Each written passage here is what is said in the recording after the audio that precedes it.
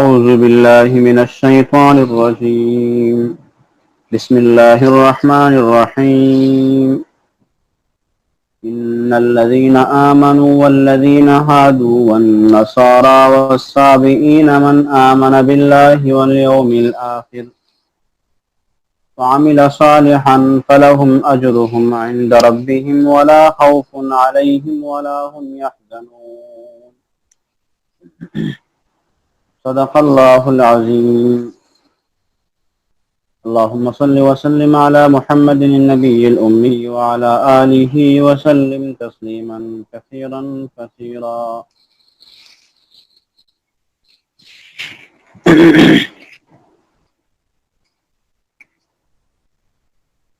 اس سے پہلی آیات میں بنی اسرائیل کی نافرمانیوں کا اور فساد فی الارض اور اس کے نتیجے میں ان پر مسلط کیے جانے والی ذلت اور مسکنت کا ذکر تھا۔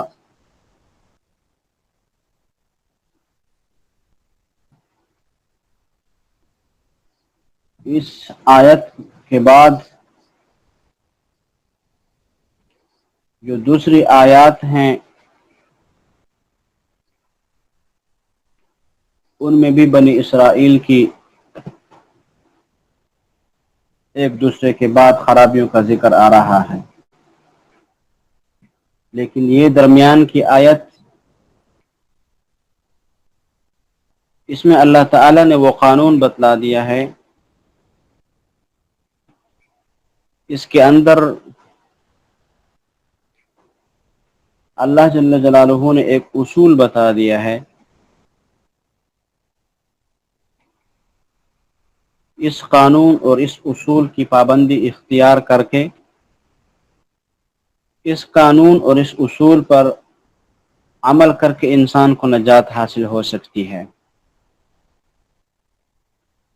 اور یہ قانون کسی خاص فرقے،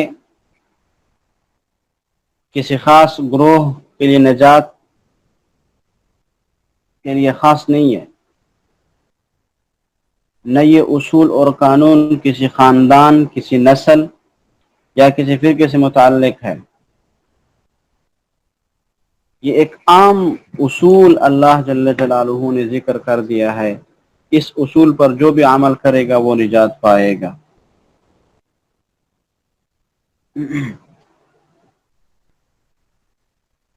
اس لیے کہ گزشتہ آیات میں یہود کی ذلت اور ان پر قہر الہی کا نازل ہونا بیان ہوا تھا۔ اس آیت کے ذیل میں تفسیر فتح المنان جو کہ مشہور ہے تفسیر حقانی کے نام سے، اور عبدالحق محدث دہلوی رحمہ اللہ کی مشہور تفسیر ہے، وہ لکھتے ہیں کہ جب یہود کی ذلت اور ان پر اللہ جل جلالہ کا قہر نازل ہوا، جس سے یہود کو مایوسی ہو سکتی تھی، یہود نا امید ہو سکتے تھے، اس لیے خدا تعالی نے اس آیت میں اس مایوسی کو مٹایا ہے۔ اللہ نے اس مایوسی کو مٹایا ہے کہ ہمارے ہاں کسی شخص کی ذات سے عداوت نہیں ہے، ہم کسی شخص سے دشمنی نہیں رکھتے، صرف ایمان اور اعمال پر دار و مدار ہے، خواہ کوئی مسلمان ہو، خواہ یہودی، خواہ عیسائی، خواہ صابی، جو اللہ اور قیامت کے دن پر ایمان لا کر اچھے کام کرے گا اس کا اجر اس کو ضرور ملے گا، وہ اپنے اس نیک اعمال کا اجر خدا کے پاس پائے گا، اور نہ اس کو خوف خدا ہوگا، نہ خوف عذاب رہے گا دنیا میں، اور نہ مرنے کے بعد اس کو کوئی رنج ہوگا کہ ہائے ہم نے عمر کیوں ضائع کی، غلط مذاہب اور غلط لغویات کی پابندی کو نجات کا راستہ سمجھ کر ہم جہنم کو پہنچے، اس کو اس طرح کا کوئی غم اور فکر نہیں ہوگا۔ اس آیت کے اندر یہ اصول اور قانون ذکر کیا گیا ہے۔ پھر اس آیت کریمہ کے اندر جو اصول اور قانون ذکر کیا گیا ہے وہ 4 گروہوں کے متعلق ہے، جن کو ہم مذاہب عالم کہہ سکتے ہیں، اور اس وقت جو دنیا کے اندر جتنے بھی مذاہب موجود ہیں وہ تمام مذاہب کسی نہ کسی طریقے سے ان 4 گروہوں سے یا 5 گروہوں سے نکلے ہوئے ہیں۔ معزز، میرا انٹرنیٹ منقطع ہو گیا تھا، اس لیے معذرت کے ساتھ۔ تو آج کا درس بہت اہمیت کا حامل ہے، تو آئیے ان گروہ کی طرف۔ مذاہب عالم کا ذکر اس آیت کریمہ کے اندر اللہ جل جلالہ بیان فرما رہے ہیں۔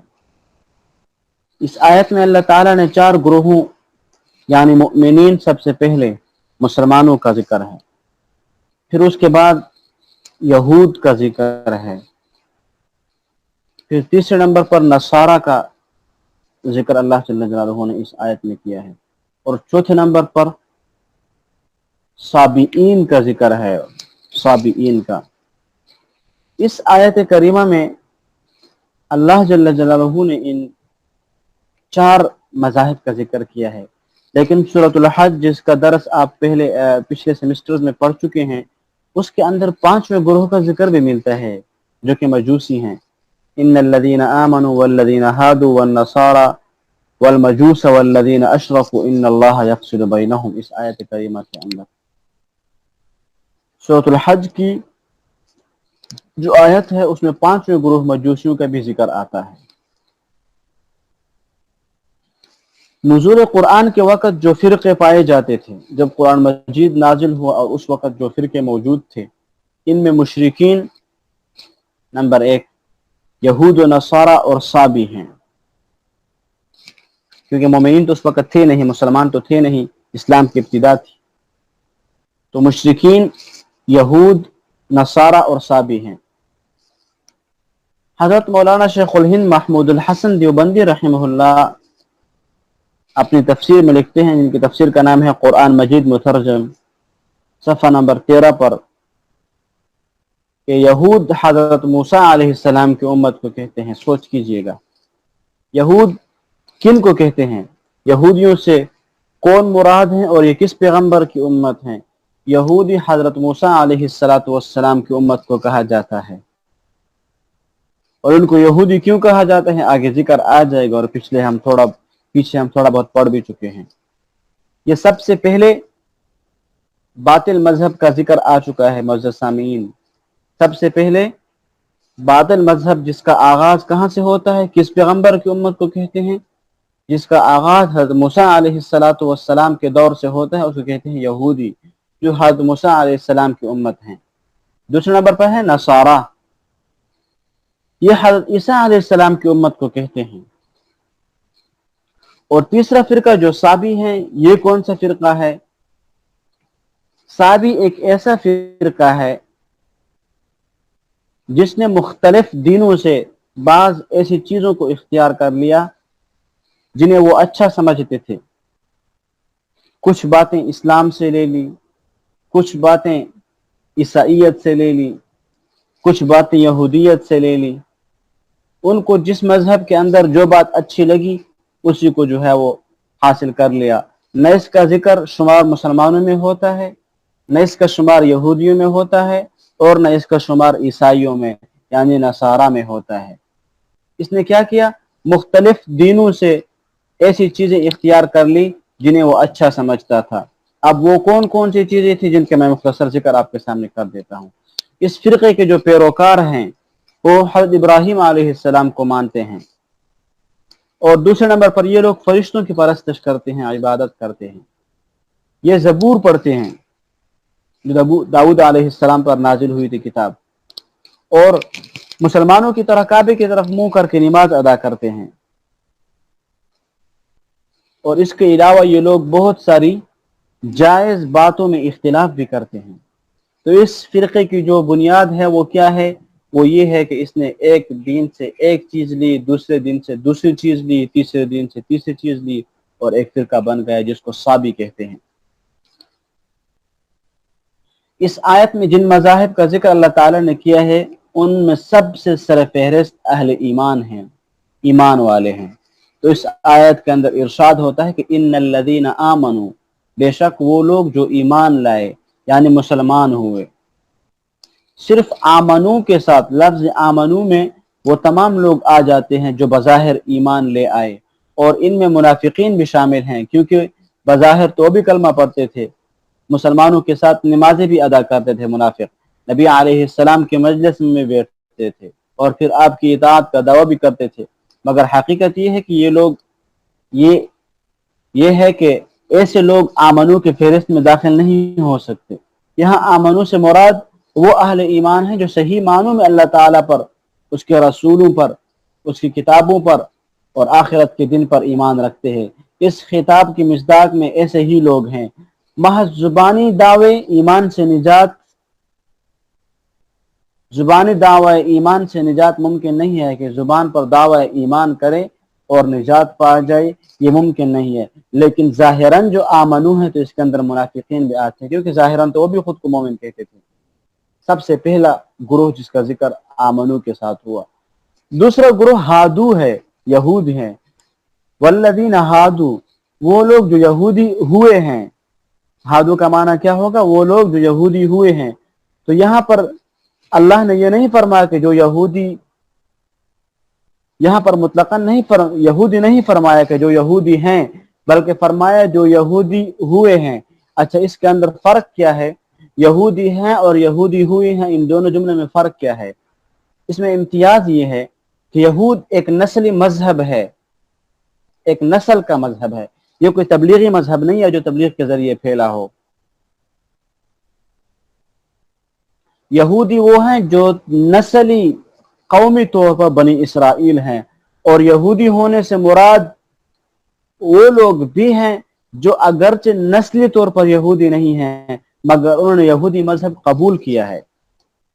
اگر اس طرح کہتے کہ جو یہودی ہیں تو اس کے اندر وہ لوگ نہیں آتے جنہوں نے یہودی مذہب قبول کیا ہے، بلکہ صرف وہ یہود آ جاتے جو نسلی طور پر یہودی تھے، اور جو یہودی ہوئے ہیں اس کے اندر وہ یہودی بھی داخل ہو گئے جو نسلی یہودی ہیں، قومی طور پر یہودی ہیں، اور وہ لوگ بھی داخل ہو گئے جنہوں نے یہودی مذہب قبول کیا ہے۔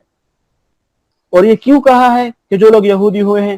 اس لیے کہا ہے کہ نزول قرآن کے وقت جب قرآن کا نزول ہو رہا تھا، مدینہ منورہ کے گرد و نواح میں ایک قبیلہ تھا جس کا نام تھا بنی طے،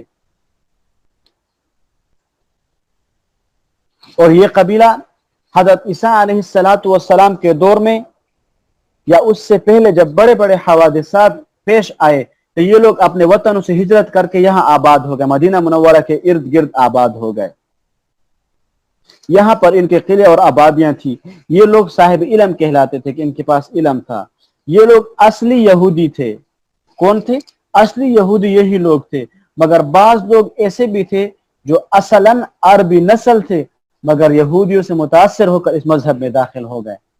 جب یہ مدینہ منورہ کے ارد گرد و نواح میں آباد ہوئے اور نسلی طور پر یہودی تھے، جب یہ یہاں آباد ہوئے تو عربی لوگ جو کہ عربی نسل کے تھے، یہودی نسل کے نہیں تھے، عربی نسل کے تھے، انہوں نے بھی ان کے مذہب سے متاثر ہو کر یہودی مذہب کو قبول کر لیا۔ تو اس لیے اللہ جل جلالہ نے فرمایا کہ وہ لوگ والذین ہادو، وہ لوگ جو یہودی ہوئے ہیں، چاہے وہ نسلی یہودی ہوں چاہے وہ یہودی مذہب قبول کر چکے ہوں، یہودی مذہب سے متاثر ہو کر یہودی مذہب میں داخل ہو گئے ہوں، انہیں کے متعلق کہا گیا ہے کہ جو یہودی ہوئے ہوں۔ اب ان یہودیوں کو یہودی کیوں کہتے ہیں؟ مؤمنوں کو مؤمن کہنے کی وجہ تو ظاہر ہے کہ وہ ایمان رکھتے ہیں، اللہ پر ایمان رکھتے ہیں، آخرت پر ایمان رکھتے ہیں، تو اس لیے ان کو مومنین کہا جاتا ہے۔ اب یہودیوں کو یہودی کیوں کہا جاتا ہے؟ تو مفسرین کرام فرماتے ہیں، تفسیر ابن کثیر میں یہ قول موجود ہے، جلد نمبر 1 صفحہ نمبر 103 پر، کہ یہودیوں کو یہودی کہنے کی پہلی وجہ یہ ہے کہ یہ نام حضرت یعقوب علیہ السلام کے چوتھے بیٹے یہودا کے نام پر ہے، کیونکہ ان کے چوتھے بیٹے کا نام یہودا تھا اور یہ اس کی نسل میں آتے ہیں، تو اس لیے ان کو یہودی کہا جاتا ہے۔ اور دوسری وجہ ان کو یہودی کہنے کی یہ ہے کہ سورۃ اعراف میں آتا ہے انا ہدنا الیک، ہادا ہودن کا معنی ہوتا ہے، انا ہدنا الیک، ہادا ہودن کا معنی ہوتا ہے، جس کا معنی ہے رجوع کرنا۔ لفظ ہدنا کا معنی کیا ہے؟ رجوع کرنا، واپس ہونا۔ اور کیوں کہتے ہیں یہ؟ اس لیے یہ موسیٰ علیہ السلام کا دعائی کلمہ ہے۔ کس طرح؟ اس کا پس منظر کیا ہے؟ اس کا پس منظر یوں ہے، جب بنی اسرائیل نے سخت گستاخی کی اور کہا کہ ہم ہرگز اس کتاب کو نہیں مانیں گے، جس کا پہلے ہم ذکر پڑھ چکے ہیں، جب موسیٰ علیہ السلام ان کے پاس کوہ طور سے واپس آئے اور کتاب لے کر آئے تو انہوں نے کہا کہ ہم نہیں مانتے اس کتاب کو۔ کیا کرتے ہیں؟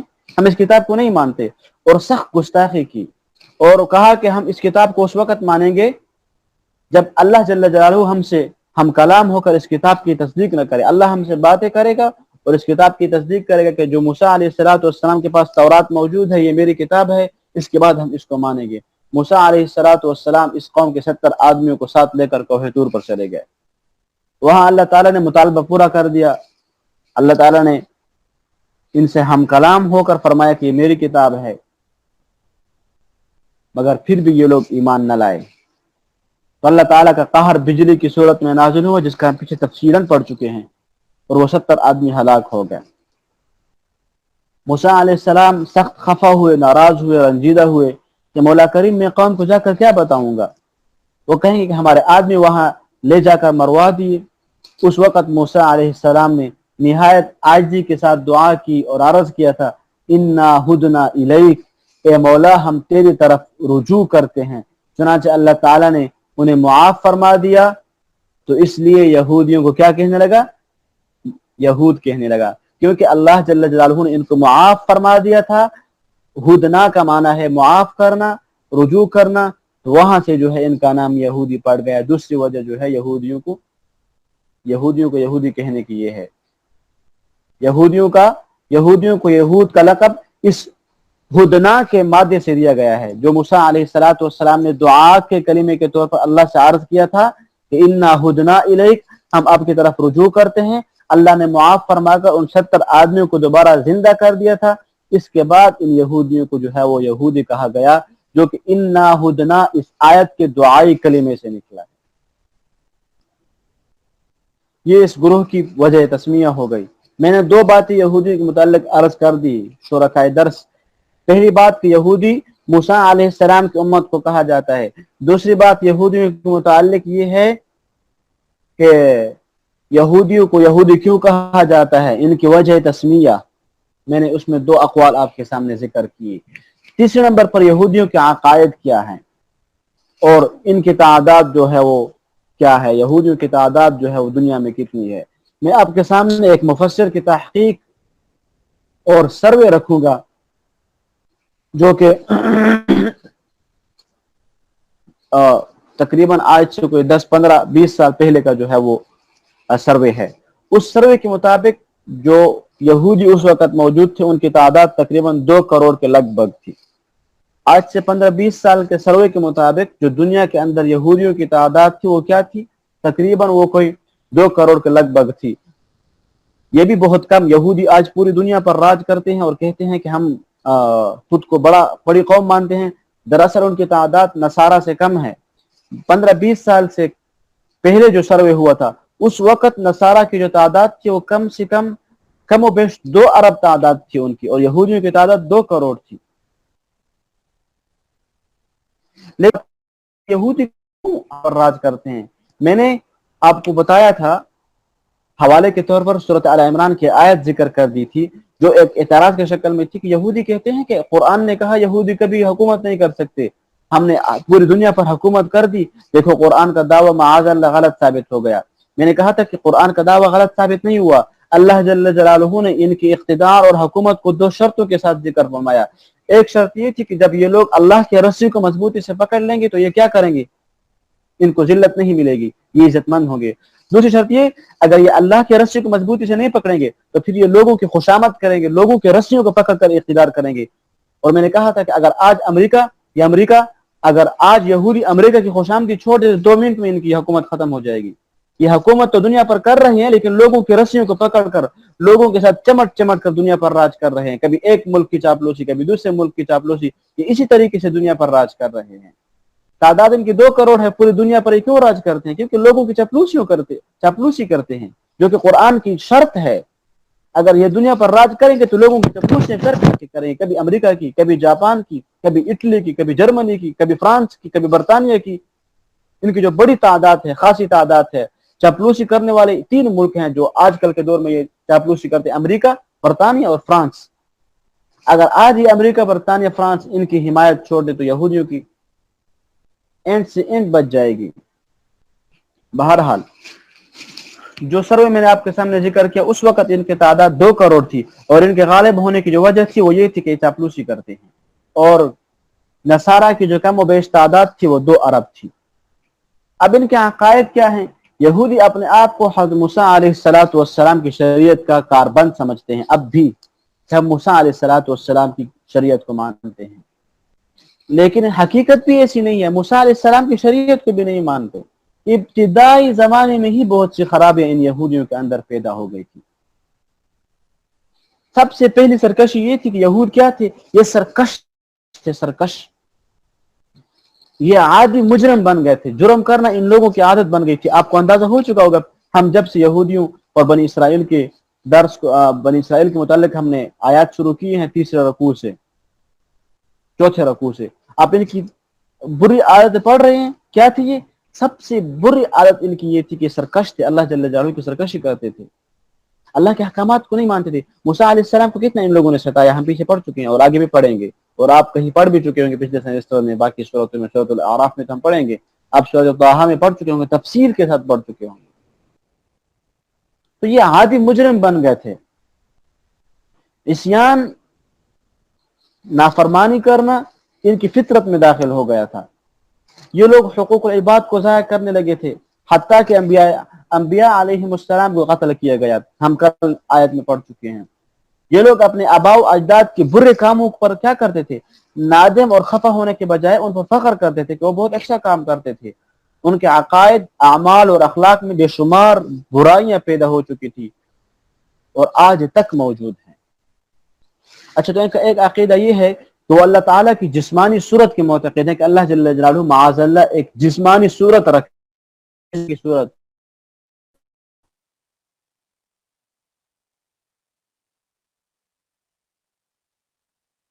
اگر جسم کے ساتھ وہ کیا سمجھتے، ایک صورت میں موجود ہیں، اور وہ صورت ایک نورانی شکل کی ہے، اور ان کے نزدیک اللہ تعالیٰ کی جو جسمانیت ہے وہ ایک شعاع کی طرح موجود ہے، جس طرح ہم پرک کہتے ہیں، شعاع جسے کہتے ہیں، جو پھیل جاتی ہے اور پھیلنے کے بعد پھر ختم ہو جاتی ہے۔ اس لیے تو ان لوگوں نے اللہ جل جلالہ کو دیکھنے کا مطالبہ پیش کیا، جب تورات لن نؤمن لک حتی نری اللہ جہرۃ، موسیٰ علیہ السلام سے پچھلے ہم یہ آیت پڑھ چکے ہیں کہ ہم ہرگز ایمان نہیں لائیں گے یہاں تک ہم اللہ جل جلالہ کو ظاہری آنکھوں سے دیکھ لیں۔ کیوں؟ کیونکہ ان کا عقیدہ تھا کہ اللہ جل جلالہ ایک جسمانی صورت رکھتے ہیں۔ یہ سب سے برا عقیدہ ان کا یہ تھا، اللہ جل جلالہ جسمیت سے مبرہ ہے۔ اور اس کے علاوہ اللہ جل جلالہ کے جسم کا عقیدہ رکھنے کے ساتھ ساتھ ان لوگوں کا عقیدہ یہ ہے کہ معاذ اللہ، اللہ جل جلالہ پر بھی گریہ طاری ہوتی ہے، اور حزن اور غم اللہ جل جلالہ پر بھی آتے ہیں۔ تیسرے نمبر پر یہودی انبیاء علیہ السلام کے بارے میں بڑے بدگمانی رکھتے تھے، ان پر تہمتیں لگاتے تھے۔ تورات کے مطالعے سے معلوم ہوتا ہے کہ انہوں نے انبیاء علیہ السلام پر کیا بہتان باندھ دی۔ انہوں نے حضرت موسیٰ علیہ السلام پر تہمت لگائی تھی کہ آپ ہارون علیہ السلام سے حسد کرتے ہیں، جو حضرت موسیٰ علیہ السلام کے بھائی تھے۔ حالانکہ حضرت ہارون علیہ السلام کے بارے میں سفارش تھی موسیٰ علیہ السلام، آپ پیچھے پڑھ چکے ہیں سورۃ طٰہٰ میں، وَأَشْرِكْهُ فِي أَمْرِ آیت نمبر 32 پر، كَيْ نُسَبِّحَكَ كَثِيرًا، اے پروردگار میرے بھائی کو میرے ساتھ ہارون علیہ السلام کے متعلق سفارش ہے موسیٰ علیہ السلام کی، جو ان کے اس غلط بہتان کی رد ہے۔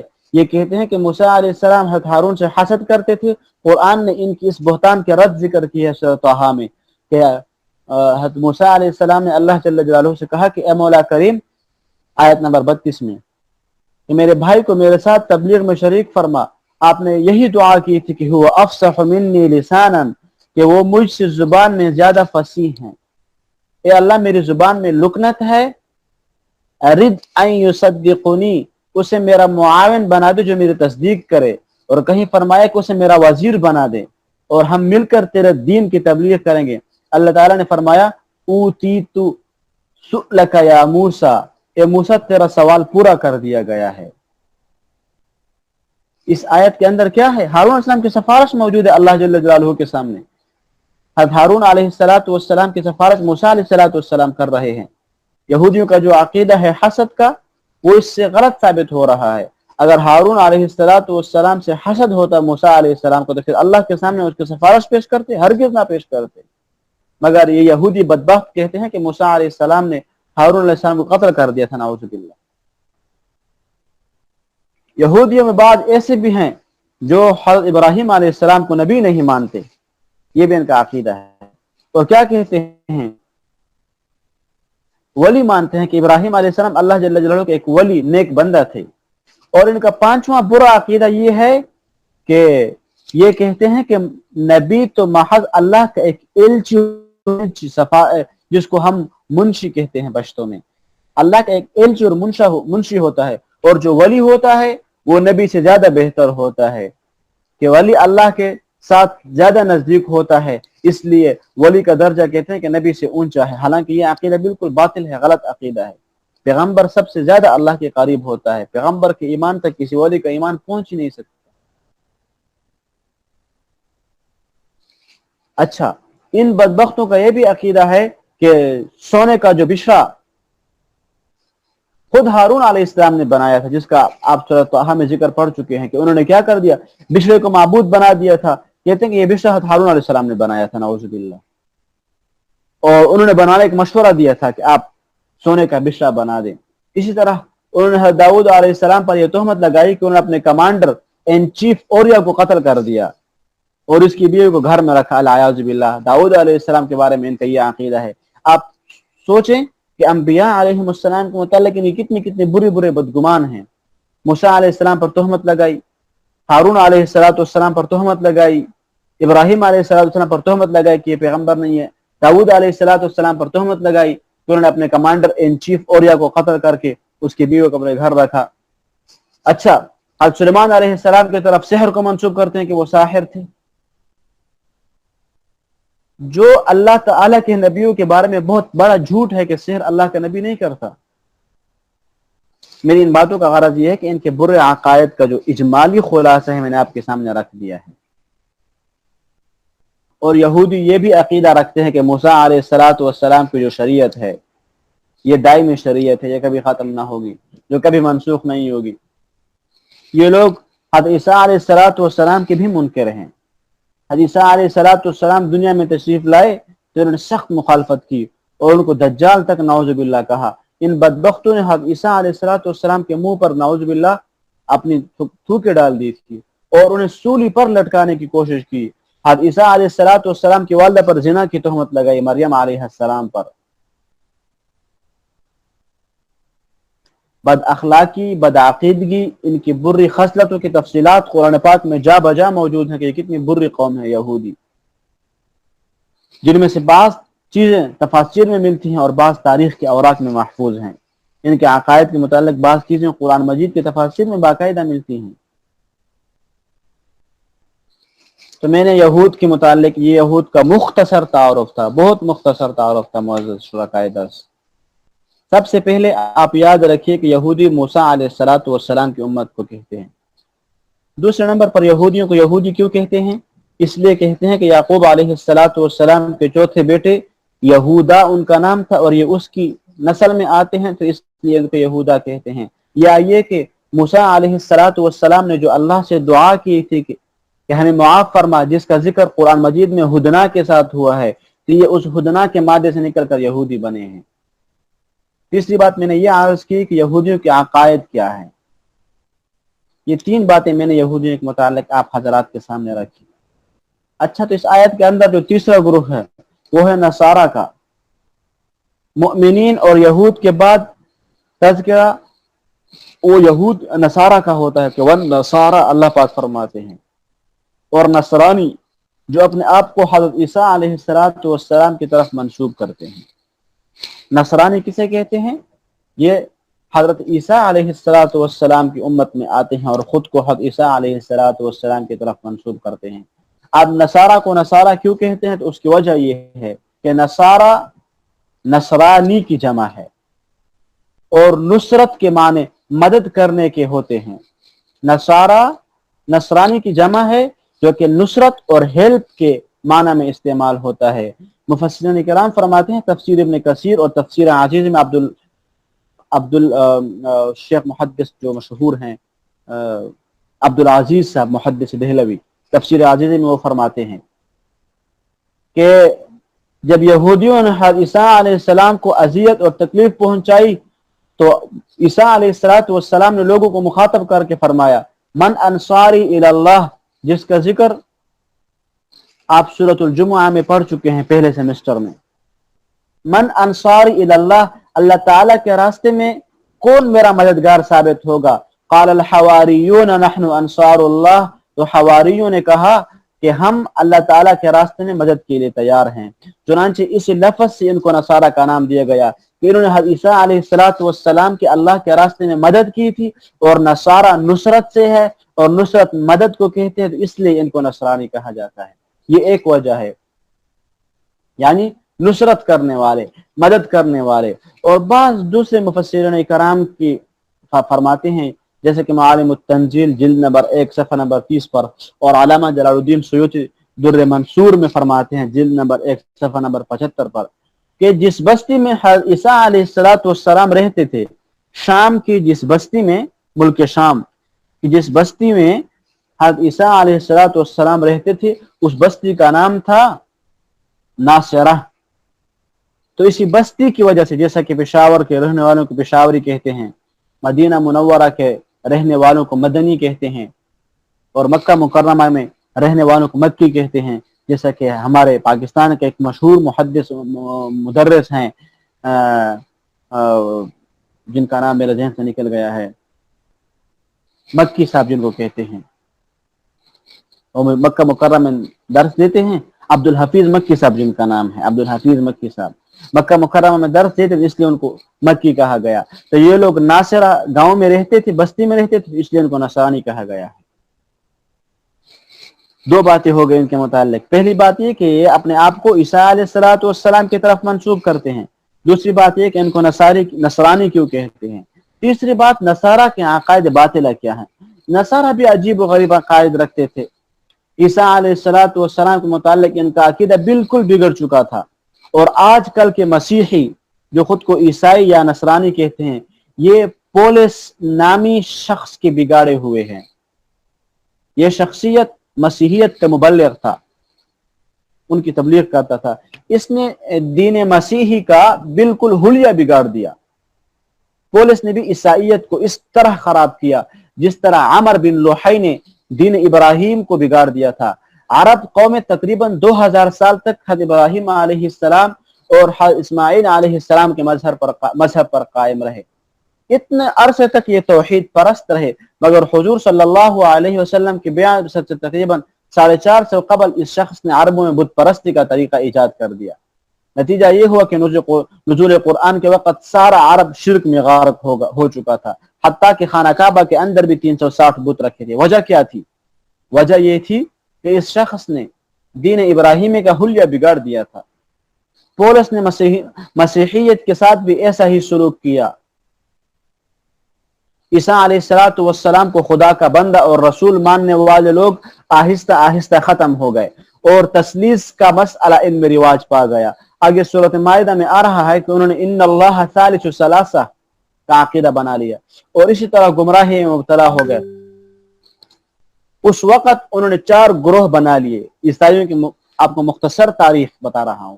اس وقت انہوں نے 4 گروہ بنا لیے، مگر اس وقت ان کے جو مشہور، پوری دنیا کے اندر 2 مشہور گروہ پائے جاتے ہیں۔ ایک کو کہتے ہیں کیتھولک اور دوسرے کو کہتے ہیں پروٹسٹنٹ۔ دونوں گروہ مشرک ہیں آج کل، دونوں میں سے کوئی بھی توحید پر قائم نہیں رہا۔ حضرت عیسیٰ علیہ السلام کو خدا یا خدا کا بیٹا، یہ چاروں باتیں ان کے عقائد میں موجود ہیں۔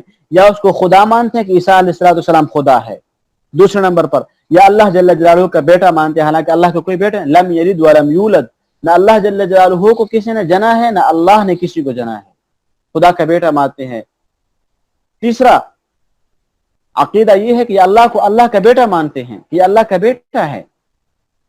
اور چوتھا عقیدہ یہ ہے یہ اللہ کو ثالث ثلاثہ مانتے ہیں کہ ایک خدا اللہ ہے، دوسرا خدا عیسیٰ ہے اور تیسرا خدا مریم علیہ السلام ہے۔ انہوں نے بھی یہ عقیدہ قائم کر لیا کہ خدا عیسیٰ علیہ السلام میں حلول کر گیا ہے، کہ اللہ جل جلالہ عیسیٰ علیہ السلام کے جسم میں اتر گیا ہے۔ یہودیوں نے بھی یہی کہا تھا کہ خدا بشرے میں حلول کر گیا ہے۔ اس طرح کے باطل عقیدہ عیسائیوں نے وضع کر لیا۔ میں یہاں ایک بات آپ حضرات کے سامنے رکھتا ہوں جملہ معترضہ کے طور پر۔ ایک مشہور صوفی گزرے ہیں جن کا نام ہے سید علی حجویری صاحب، ان کی ایک کتاب ہے جن کا نام ہے کشف المحجوب۔ کشف المحجوب فارسی کی کتاب ہے، صفحہ نمبر 183 پر، جو کہ دائرۃ المعارف پنجاب یونیورسٹی لاہور نے پبلش کی ہے، کہ صوفیاء کرام کے 12 فرقے ہیں۔ یہ صوفی جو ہیں ان کے 12 فرقے ہیں، ان میں سے 2 فرقے جو ہیں وہ مردود ہیں، باقی 10 فرقے مقبول ہیں۔ 2 مردود فرقے یہی ہیں کہ ان کا عقیدہ غلط ہے۔ وہ کون سا عقیدہ ہے؟ وہ وحدت الوجود کا عقیدہ رکھتے ہیں، جو کہتے ہیں کہ خدا تعالیٰ بندے کے اندر داخل ہو گیا ہے، الیاذ باللہ۔ ان کا یہ عقیدہ کیا ہے؟ غلط ہے، اور اسی وجہ سے یہ لوگ بھی کیا ہیں؟ برے ہیں۔ تو بہرحال یہ لوگ بھی اس قسم کے بدعقیدگی کا شکار ہو چکے ہیں۔ یہ تھا تیسرا گروہ۔ چوتھا گروہ اس آیت کے اندر صابی ہے، صابی والصابئین۔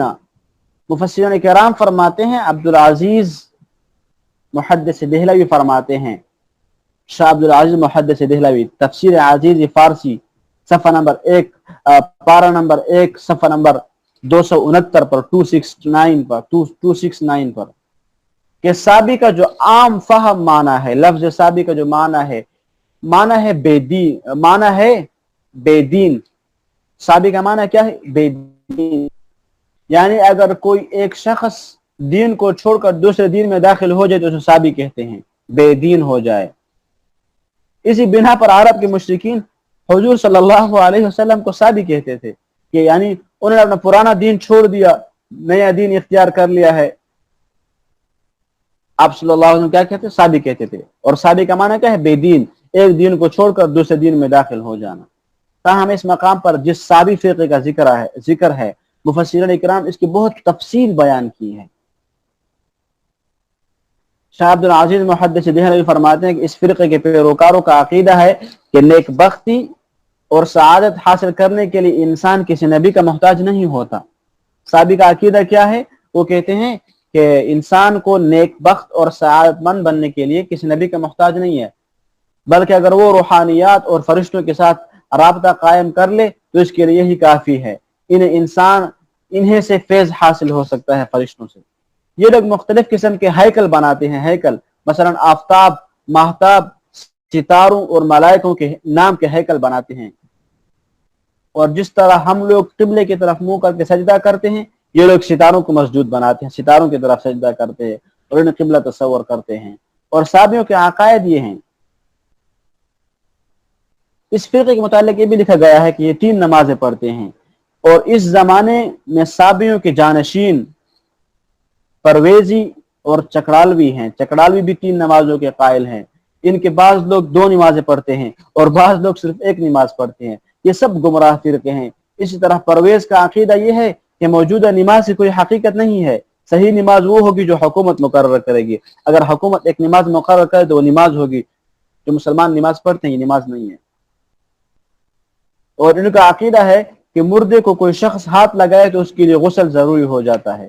یہ لوگ گدے اور کتے کے گوشت کو تو نہیں کھاتے، مگر اس کے ساتھ ساتھ اونٹ اور پنجے دار جانور کا گوشت بھی یہودیوں کی طرح حرام سمجھتے ہیں۔ پیاز اور باقلی کو بھی حرام سمجھتے ہیں۔ مچھلی کو بھی یہ لوگ حرام سمجھتے ہیں۔ یہ لوگ شراب کو حلال اور جائز سمجھتے ہیں، مگر نشے کو حرام گردانتے ہیں۔ کہتے ہیں کہ شراب جو ہے وہ حلال ہے لیکن نشہ حرام ہے۔ طلاق کے متعلق ان کا شرعی مسئلہ یہ ہے کہ اگر کوئی حاکم وقت حکمران کی اجازت کے بغیر کوئی شخص اپنی بیوی کو طلاق نہیں دے سکتا، حالانکہ طلاق دے سکتا ہے، شریعت کے اندر یہ مسئلہ ہے۔ اگر 2 میاں بیوی کے درمیان حالات صحیح نہیں چل رہے، دونوں ایک دوسرے کو پسند نہیں ہے اور اللہ جل جلالہ اور اپنے بندوں کے حقوق کا خیال نہیں کر سکتے، تو شریعت نے ایک طریقہ رکھا ہے کہ شرعی طریقے میں ایک دوسرے جدا ہو جائیں۔ کیوں ساری عمر ایک دوسرے کو برداشت کریں، ایک دوسرے کے حقوق کو ضائع کریں، اور پھر قیامت کے دن بیوی جو ہے وہ خاوند کے حق میں پکڑی ہو اور خاوند بیوی کے حق میں جو ہے پکڑا گیا ہو۔ بہتر ہے کہ ایک شرعی طریقے سے الگ ہو جائے، خاوند کہیں اور جا کر نکاح کر لے، بیوی کہیں اور جا کر نکاح کر لے گی، اس کو کہیں اور رشتہ۔ یہ کیا کہتے ہیں کہ حاکم کے طلاق شوہر اپنی بیوی کو طلاق نہیں دے سکتا، حاکم وقت طلاق دے گا۔ اور ان کا یہ بھی عقیدہ ہے کہ ایک سے زائد نکاح جائز نہیں ہے، حالانکہ قرآن کہتا ہے کہ فَانكِحُوا مَا طَابَ لَكُم مِّنَ النِّسَاءِ مَثْنَىٰ وَثُلَاثَ وَرُبَاعَ، ایک نکاح کر سکتے ہو، دو کر سکتے ہو، تین کر سکتے ہو، چار کر سکتے ہو، چار کرو۔ یہ عقیدہ بھی قرآن کے خلاف ہے۔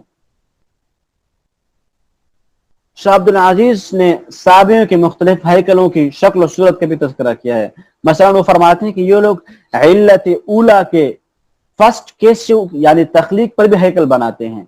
عقل کا الگ ان کے ہاں ہیکل ہوتا ہے، سیاست کا الگ ہوتا ہے، صورت کا الگ ہوتا ہے، نفس کا الگ گول شکل کا وہی ہیکل بناتے ہیں۔ زحل جو ایک سیارہ ہے اس کا ہیکل یہ مسدس چھ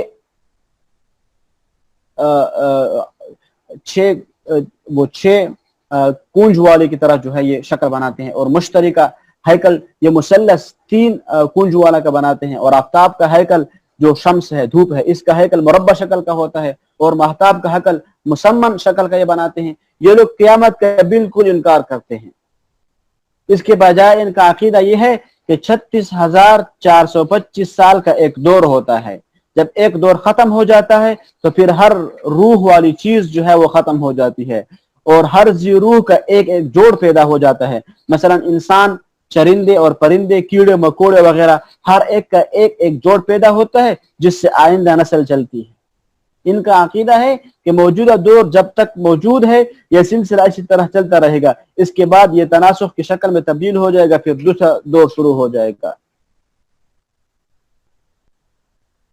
حضرت ابراہیم علیہ السلام کے زمانے میں کلدانیوں کی ایک بہت بڑی تہذیب گزری ہے۔ کلدانیوں کی، کلدان ایک قوم ہے، ایک تہذیب کا نام ہے۔ ان کا مرکزی شہر بابل تھا، بابل، جو کہ کم و بیش 100 میل کے رقبے پر پھیلا ہوا تھا، اور یہ شہر بغداد سے قریباً 70 یا 100 میل دور تھا۔ اور ان کلدانیوں سے پہلے آشوریوں کی تہذیب کا دورہ تھا، وہ ختم ہوئی تو کلدانیوں کی تہذیب کو جو ہے وہ عروج حاصل ہوا۔ انہی کے مقابلے کے اللہ تعالیٰ نے حضرت ابراہیم علیہ السلام کو بھیجا تھا۔ آپ وہاں تبلیغ کا فریضہ انجام دیتے تھے، مگر مجبور ہو کر وہاں سے ہجرت کی اور شام و فلسطین کو مرکز بنایا، پھر خانہ کعبہ کی تعمیر کر کے مکہ مکرمہ آئے۔ تو صحابیوں کی طرح یہ لوگ کلدانی بھی ستاروں اور روحانیت کے قائل تھے، اور ان کو قبلہ بنا کر ان کی طرف سجدہ کرتے تھے۔ حضرت مولانا عبید اللہ سندھی رحمہ اللہ فرماتے ہیں کہ 2 قسم کے مذاہب ہیں۔ اچھا، اب تمام مذہبوں کا خلاصہ ہے، 2 قسم کے مذاہب ہیں، ایک حنیفی مذہب ہے اور دوسرا صابی مذہب ہے۔ حضرت نوح علیہ السلام سے لے کر حضرت ابراہیم علیہ السلام تک صابی دور تھا، اور حضرت ابراہیم علیہ السلام کے دور کے بعد حنیفیت کا دور شروع ہو گیا ہے۔ اور اب حنیفیت کی 3 شاخیں ہیں، یعنی مسلمان، یہود اور نصارہ۔ ان میں صرف مسلمان حضرت ابراہیم علیہ السلام کی دین ملت پر قائم ہیں، باقی دونوں گروہ اصل دین سے ہٹ چکے ہیں۔ دور ابراہیمی سے پہلے جو صابی گروہ تھا وہ اب بھی موجود ہے، اور آگے اس کی بھی 3 شاخیں ہیں۔ اب یہ صابی گروہ کی 3 شاخیں ہیں۔ میں نے آپ کو کہا کہ مذاہب عالم کا تمام ذکر ان کے اندر آ جائے گا۔ مسلمان، یہود و نصارہ 2 گروہ یہ ہو گئے، چوتھا گروہ صابی تھا۔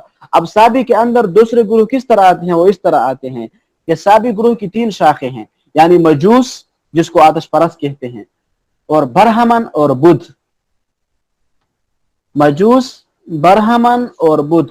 مجوسیوں کے زیادہ ایران میں ہوا، اور ان کی تاریخ حیثیت مسلم ہے۔ تاریخ کی ایک مشہور کتاب ہے ایران بعہد ساسانیہ میں موجود ہے کہ مجوس کی بھی 2 قومیں ہیں، ایک کا نام ایرج ہے اور دوسری کا تور ہے۔ قدیم زمانے میں ایران کے بادشاہ فریدون کے 2 بیٹے ایرج اور تور تھے، اور انہی کے نام پر مجوس کی 2 شاخیں پھیل گئی۔ مجوسی بھی دراصل اہل کتاب تھے، مگر ہندوؤں کی طرح انہوں نے بھی مذہب کو بگاڑ دیا۔ حضرت علی رضی اللہ عنہ کی روایت میں آتا ہے، مصنف عبد الرزاق کی روایت ہے کہ مجوسیوں کے کسی بادشاہ نے اپنی بہن کے ساتھ زنا کیا، پھر اسے جائز قرار دینے کے لیے وقت کے علماء کرام کو ساتھ ملایا، اور خود غرض مفتی اور عالموں نے بادشاہ کے حق میں فتویٰ دے دیا کہ ایسا کرنے میں کوئی قباحت نہیں ہے، کیونکہ آدم علیہ السلام کی شریعت میں بہن کے ساتھ نکاح جائز تھا، تو لہذا یہ نکاح جائز ہے۔ گویا مجوسیت میں اس قسم کی بے حیائی بھی रवाती, हत्ता कि माँ के साथ भी निकाह जायज था। मजूसियों की जो दूसरी शाख्स थी वो बरहमन थी, बरहमन जो हिंदुस्तान में फैले हुए थे, और तीसरे बुद्ध है जो चीन और जापान में आबाद हैं। ये सब के सब साबी है, साबी जिसका हम चौथा ग्रुप पढ़ते हैं, जिसको हम इस आयत करीमा के अंदर। इन चारों ग्रोहों यानी अहले ईमान, यहूद, नसारा और साबी का तज़किरा करके अब वो उसूल बताया जा रहा है जिन पर अमल पेरा होकर नजात हासिल हो सकती है। तो फरमाया इन चारों ग्रोहों में से मन आमन बिल्लाह, जो शख्स भी अल्लाह ताला पर ईमान लाया, यानी कोई शख्स किसी भी ग्रोह से ताल्लुक रखता हो, कितना बड़ा काफिर और मुजरिम हो, बदतरीन किस्म का जालिम हो, अगर उसने सिद्क़ के दिल से तौबा कर ली और अल्लाह ताला के साथ ईमान ले आया तो उसकी तौबा कबूल हो जाएगी, वो निजात हासिल कर लेगा। ईमान में सिर्फ अल्लाह ताला की ज़ात पर ईमान लाना काफ़ी नहीं है। इस आयत में दूसरी अल्लाह जल्ल जलालहू की सिफात पर, तकदीर पर, अल्लाह की वहदानियत पर, उसके अंबिया अलैहिस्सलाम पर, उसके फरिश्तों पर, मलाइका पर भी ईमान लाना ज़रूरी है। इसके बगैर ईमान मुकम्मल नहीं होता। शाह वलीउल्लाह मुहद्दिस देहलवी हुज्जतुल्लाहुल बालिग़ा में फरमाते हैं कि जो शख्स ये अकीदा रखता हो कि खुदा नबी नहीं भेजता, खुदा नबी नहीं भेजता दुनिया में, या हुक्म जारी नहीं करता, तो वो काफिर हो जाता है। अगर ऐसा शख्स बगैर तौबा के मर गया तो वो जहन्नमी है। नबी भेजना, हुक्म जारी करना, शरीयत देना, ये अल्लाह ताला की सिफात में से है। अल्लाह ताला के फरिश्तों का इनकार भी दूसरे मानों में अल्लाह ताला की सिफत का इनकार है। फरिश्ते अल्लाह ताला की तरफ से फैज़ पहुंचाने वाले मखलूक हैं। ये बारीक और लतीफ जिस्म वाले नूरानी पाक और मुनज़्ज़म मखलूक है, इन पर भी ईमान लाना जरूरी है। और दूसरा इस आयत के अंदर है ईमान बिल आखिरह। फरमाया ईमान हासिल करने का दूसरा कानून ये है कि ईमान बिल आखिरह वल यौमिल आखिर, ये वही दिन है जो इस जहान का आखिरी दिन होगा, last day of this world ये होगा। 50,000 साल के इस दिन में तमाम इंसानों का हिसाब और किताब होगा। इसके बाद दूसरा दौर शुरू हो जाएगा। गोया क़यामत के दिन को मानना भी इतना लाजिम है जितना अल्लाह ताला पर ईमान लाना। जो शख्स रोज़े जज़ा का इनकार करेगा वो भी कुफर में दाखिल होगा। ईमान बिल्लाह, अल्लाह पर ईमान लाना, आखिरत पर ईमान लाने के बाद तीसरा कानून अल्लाह जल्ल जलालहू ने जिक्र किया, व अमिल सालिहा, यानी निजात का हकदार वो शख्स होगा जो अल्लाह ताला पर, आखिरत के दिन पर ईमान लाने के साथ साथ आमाल सालिहा भी अंजाम देता हो, नेक अमाल भी करता हो। मुजद्दिद अल-फिसानी शेख अहमद सरहंदी रहमतुल्लाह फरमाते हैं कि बुनियादी तौर पर आमाल सालिहा नमाज, रोज़ा, हज, ज़कात और जिहाद भी नेक अमाल में शुमार है।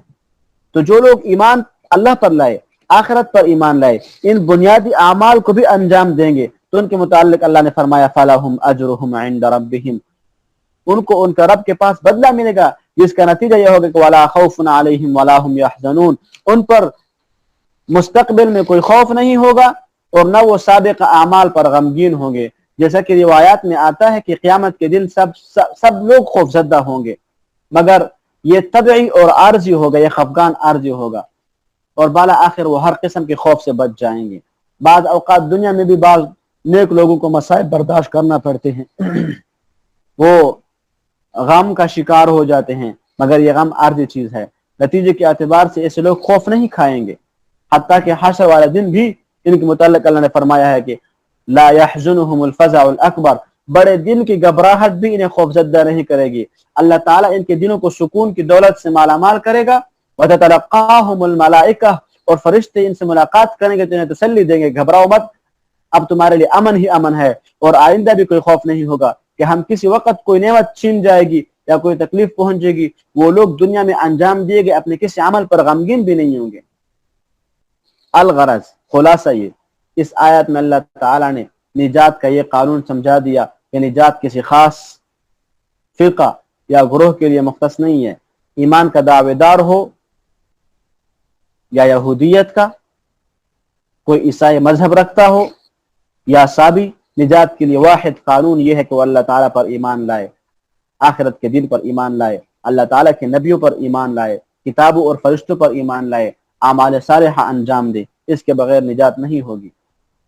हर ग्रोह अपने फिरके को अफजल और हक समझता है, मगर निजात का दारो मदार इसी कानून पर है जो अल्लाह ताला ने बतला दिया। आगे इस कानून की मजीद तशरीह आ रही है।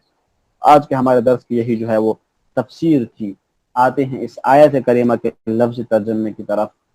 انا بے شک الذین جو لوگ آمنو ایمان والے ہوئے، والذین اور وہ لوگ ہادو جو یہودی ہوئے، والنصارى اور جو نصرانی ہوئے، والصابئین اور صابی، من آمنا من جو شخص آمنا ایمان لے آئے، باللہ اللہ پر، والیوم الآخر اور قیامت کے دن پر، وعمل صالحا اور اچھے کام کیے.